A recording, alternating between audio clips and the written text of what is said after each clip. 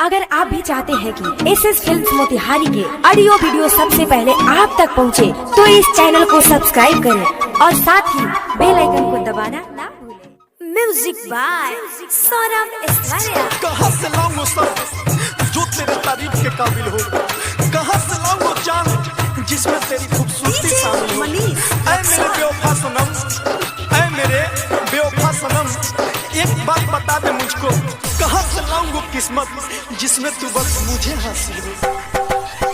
लागे जो पलस में मोर साला ये जान, धुआं तोरा ससुरा ले जाई ए जान। लागे जो पलस में मोर साला ये जान, धुआं तोरा ससुरा ले जाई।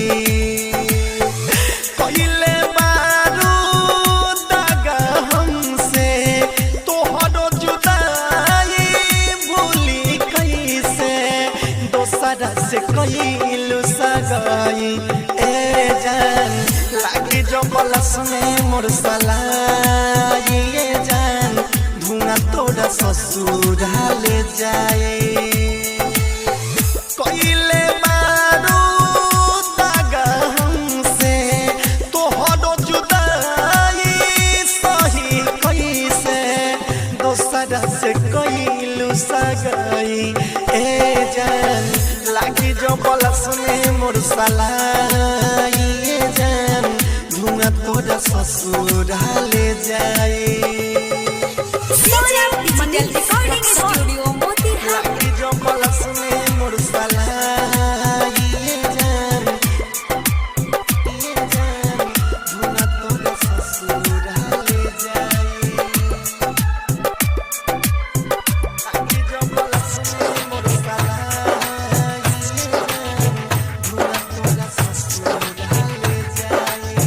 तोहरा के नहीं खे मालूम रे रनिया, कितना हम प्यार तुहसे करीले।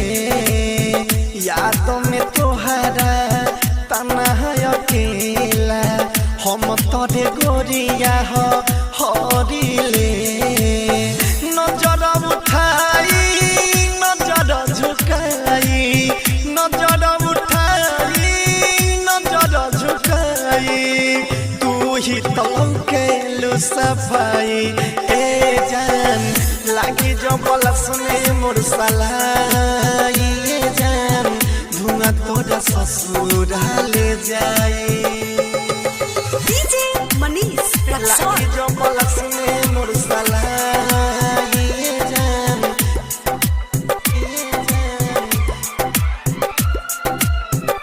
Music by Saurabh Aishwarya. लागी जो पलस में मोर साला ये जान, धुआं तोरा ससुरा ले जाए। करे जाबो रतन रतनेश पे तू छोड़ी चलइलु, बोल ये जान काहे ऐसे तू कइलु। शत्रुधन दीवाना से करता शादी, जिंदगी के हमारा तू कके बराबरी। सौरभे सवरिया देता रे घरिया, सौरभे सवरिया देता रे घरिया।